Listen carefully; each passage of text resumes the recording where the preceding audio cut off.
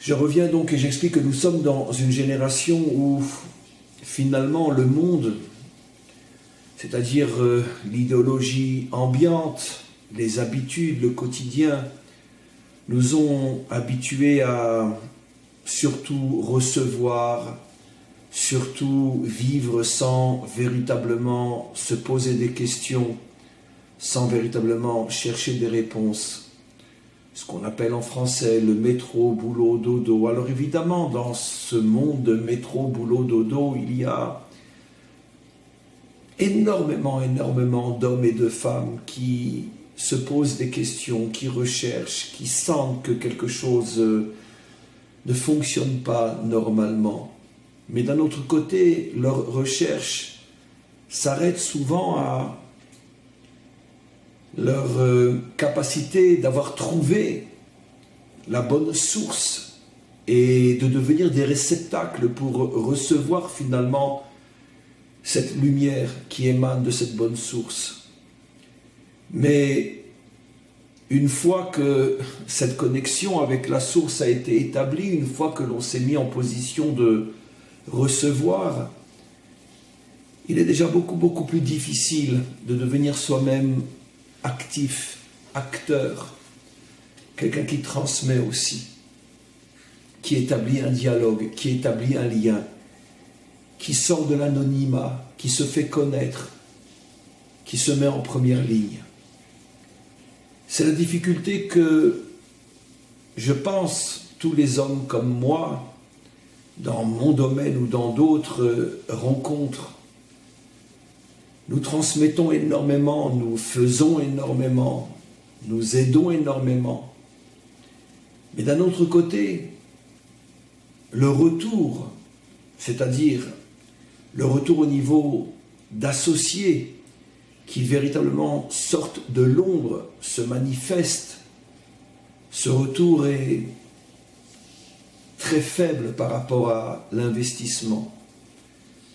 L'investissement, bien sûr, au niveau d'aider des personnes, n'est pas faible du tout, parce que, je le sais, j'en suis le témoin, et d'autres aussi depuis de nombreuses années, le nombre inimaginable, incroyable d'hommes et de femmes, juifs et non-juifs, qui ont été aidés, transformés, voire même sauvés grâce à nos enseignements et à tout ce que nous faisons, se chiffre par dizaines de milliers aujourd'hui.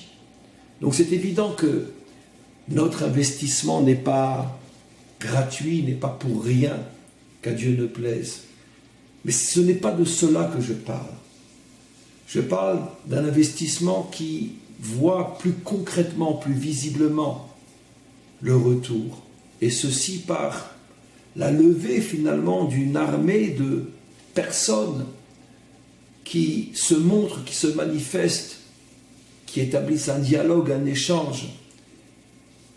Des gens que nous pouvons connaître, reconnaître, identifier. Car qui êtes-vous, ces dizaines de milliers de personnes, plus encore qui suivaient mes enseignements, et je m'adresse encore une fois plus particulièrement maintenant au Bnei Adam.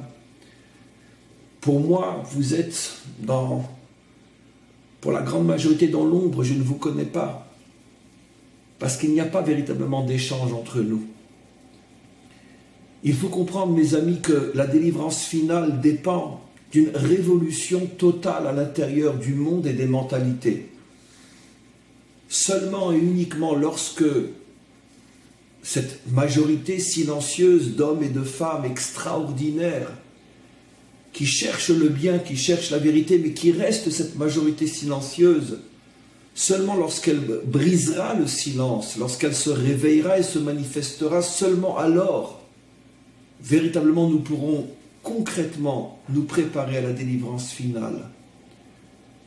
C'est la différence fondamentale, et j'explique bien fondamentale, entre toute l'histoire humaine et la délivrance finale.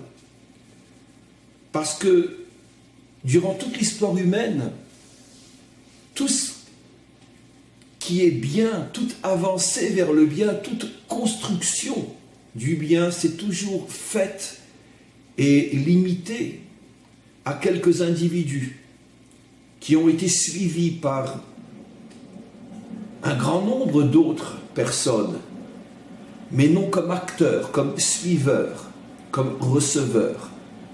Mais les grandes actions de bien dans le monde ont toujours été réalisées par une poignée d'hommes et de femmes, jamais par véritablement les masses, les peuples, les communautés, les groupes. Et c'est la raison pour laquelle le monde effectivement a avancé, mais n'a pas pu véritablement se libérer, n'a pas pu véritablement atteindre la délivrance finale. La délivrance finale dépend essentiellement et surtout du réveil de la majorité, qui n'est pas la majorité du monde, mais qui est la majorité de ceux qui sont et qui cherchent le bien, qui sont dans le bien, qui cherchent le bien, mais qui sont encore une majorité silencieuse, et seule une minorité de cette majorité est visible. Et cette minorité, pour arriver à la délivrance finale, a besoin que cette majorité silencieuse se réveille et devienne active. C'est le message que je vous adresse, il est très très important. Parce que nous pourrons encore enseigner pendant des millénaires, nous pourrons encore aider, transformer des milliers de vies, ce qui est en soi quelque chose d'extraordinaire. Et merci au Maître du monde de nous avoir donné ce mérite et ce privilège. Mais des personnes comme moi ne se suffisent pas, ne ressentent pas que leur mission est uniquement d'aider des centaines, des milliers, des dizaines de milliers, des centaines de milliers, de les aider, puis après, de les laisser rester dans l'ombre et continuer leur vie d'une meilleure manière, effectivement, mais malgré tout, continuer leur vie dans l'ombre. Je fais partie de ceux dont le projet est beaucoup plus élevé que celui-là. Le projet n'est autre que la délivrance finale. Et je le sais, la délivrance finale n'est possible que si, pour une fois dans l'histoire humaine, ce ne sont plus seulement quelques personnes, un groupe, une minorité qui agira, mais un grand nombre, un très grand nombre de personnes qui réagiront. Alors, dans un premier temps, ce que je vous demande est relativement simple. Mais c'est le premier pas qui nous permettra de construire beaucoup plus encore. Quelque chose d'effectivement très très simple, surtout par rapport à tout ce que je viens de dire. Simple mais fondamental. Nous avons créé un Facebook qui s'appelle Centre Adamique Mondial de Jérusalem, vous le connaissez déjà. Je vous demande d'intervenir sur ce Facebook, de vous dévoiler, de vous révéler, de parler, de poser des questions bien évidemment, d'exprimer votre avis, de communiquer. La communication est le premier pas vers la délivrance finale. Parce que la communication permet d'abord de se dévoiler et permet de se regrouper. Aujourd'hui, il y a très peu de communication. J'ai des dizaines de milliers d'élèves dans le monde. Partout dans le monde, il n'y a pas un pays au monde où je n'ai pas de nombreux élèves.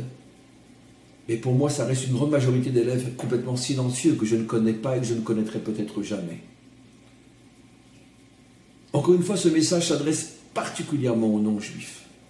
Bien que ce que je dis est vrai pour les juifs aussi, mais particulièrement pour les non-juifs, parce qu'il y a un travail particulier, fondamental à l'égard des non-juifs.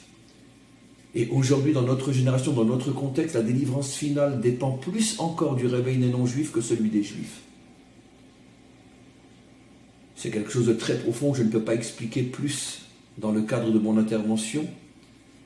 Mais nous sommes dans une phase aujourd'hui où c'est précisément le réveil des non-juifs qui apportera une énergie inimaginable dans ce courant qui mène vers la délivrance finale. Et c'est vous qui devez vous réveiller.